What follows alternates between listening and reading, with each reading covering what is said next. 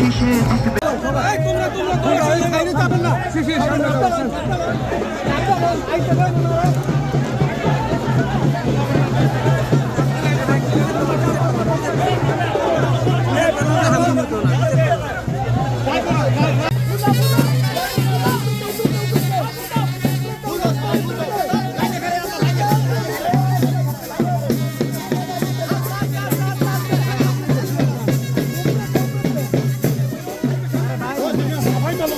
ঢুকেছেন তারা এক সাইডে চলে যান।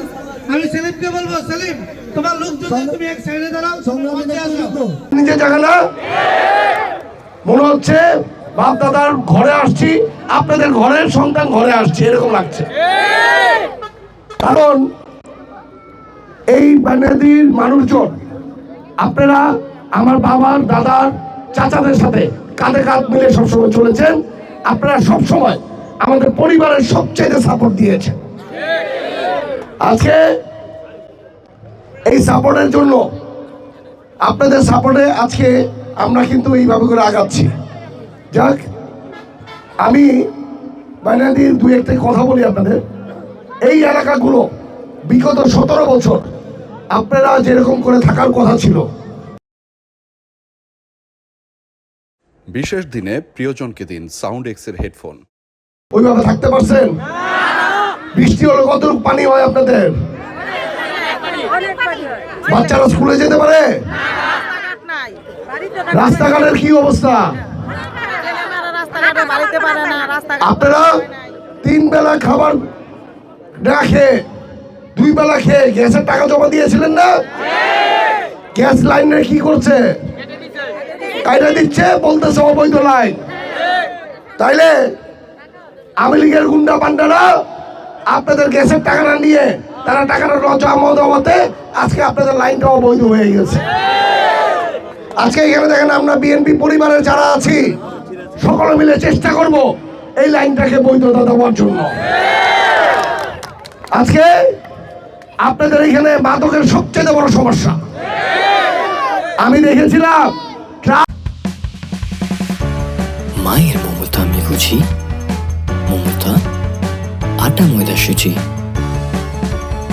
সাথে গুণগত মানে অতুলনীয়।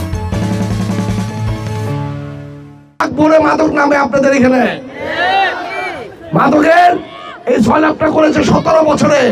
কারণ কি? আপনারা যদি মাদকে আসক্ত থাকে কোনো ছেলে মেয়ে একটি ঘরে, তাইলে ওই এলাকাটা ওই ঘরটা অশান্তিতে ভরে থাকে। যদি একটা ঘরে যদি একটা অশান্তি দিতে পারে তাইলে আপনার জায়গা দখল করতে পারবে। আপনি আপনার বাচ্চাকে নিয়ে ব্যস্ত থাকবেন, দেশকে নিয়ে ব্যস্ত থাকবেন না, এরকম কাজ তারা করে দিয়েছে। ইনশাল্লাহ আমরা সকলে মিলে চেষ্টা করছি রূপগঞ্জ থেকে মাদকটা দূর করলেই সন্ত্রাসীও দূর হবে।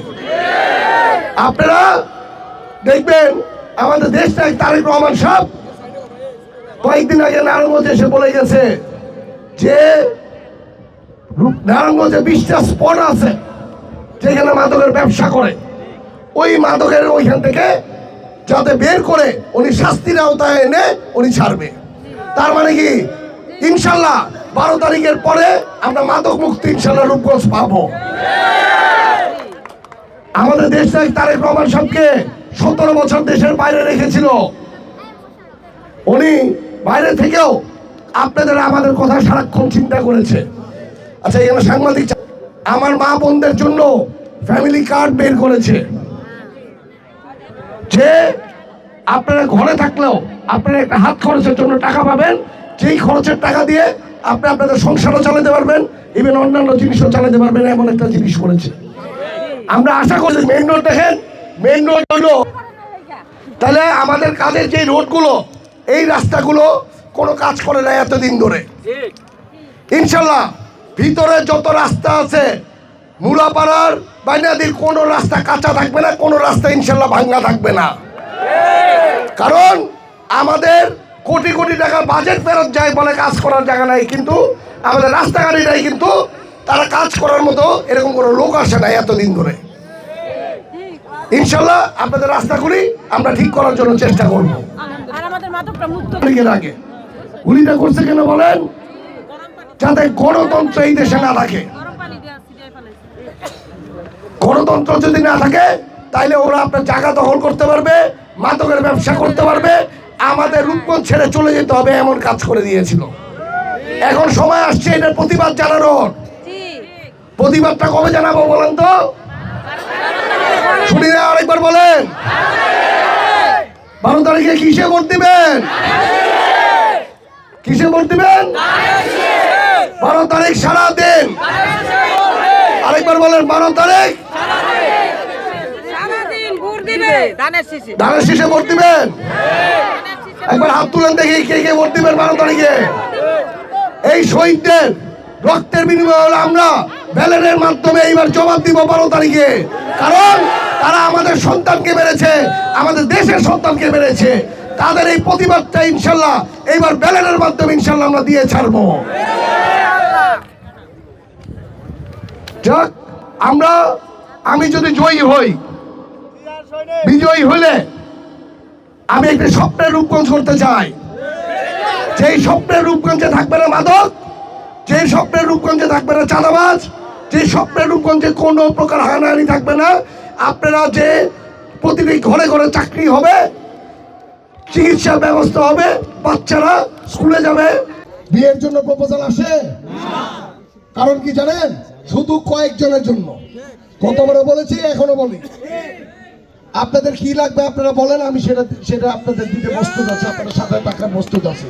তবে যারা এইসব ব্যবসা করে, যারা সন্ত্রাসী করে, এদেরকে আটকাইতে পারবেন নাকি পারবেন না? 12 তারিখের পরে আমি চাই আমার এলাকার প্রতিজন মানুষ আপনারা দাঁড়াবেন, আপনাদের সাথে আমি দেখবো। এই সন্ত্রাসী বাসিমপুর থেকে ইনশাল্লাহ সন্ত্রাসী থাকবে না।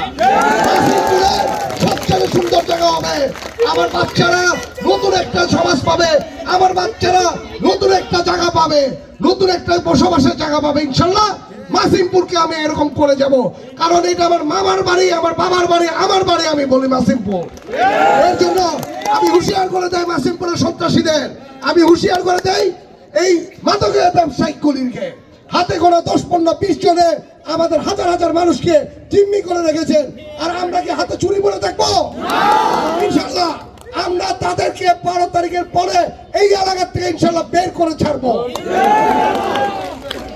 যাক, এই এলাকার অনেক সমস্যার সমাধান আপনাদের সাথে করব। আপনাদের কাছে আমি নেতা বাদ দিয়ে আমার মা খালাদের থেকে একটা জিনিস চাই। আপনারা কি একবেলা খাওয়াইতে পারবেন আমাকে? নেতাদের দেখাবো না, আপনারা খাওয়াবেন। আপনারা খাওয়ালে আপনাদের বাসায় আসবো, এসে আপনাদের সাথে একবেলা খাবো। আপনাদের ঘরে কারোর যদি চাকরির সমস্যা থাকে, কারোর যদি কোনো সমস্যা থাকে, আমাকে বলবেন, আমি চেষ্টা করবো আপনাদের সমস্যার সমাধান করতে। আজকে আমি আপনাদের সন্তান হিসেবে থাকতে চাই, আর মুরাপাড়ার সন্তান আমি, তাই মুরাপাড়ার সর্বোচ্চ ভোটটাকে আপনারা দিবেন আমাকে। এখানে কত ভোট আছে? 2200 মনে হয় না, 24, 2800। তাহলে 2800 ভোটে কি পাবো? আপনারা কি আপনার আত্মীয় স্বজন বন্ধু বান্ধব সকলকে নিয়ে ভোট কেন্দ্রে যাবেন? ভোট দিবেন কিসে? ভোট দিবেন কিসে? 12 তারিখ সারাদিন, 12 তারিখ সারাদিন ইনশাল্লাহ। 12 তারিখ আপনাদের যে 2800 ভোট আছে, আপনারা আমাকে 2800 ভোটে দিবেন। কারণ আপনাদের সন্তান আমি, আপনাদের ছেলে আমি, আপনাদের বাবা, আমার বাবা চাচারা যেমনি করে চলেছে, আমাকে এমনি করে চলার সুযোগ দিন। আপনাদের ঘরে ইনশাল্লাহ বাতি জ্বালিয়ে রাখবো আমি ইনশাল্লাহ। বাংলাদেশ জিন্দাবাদ।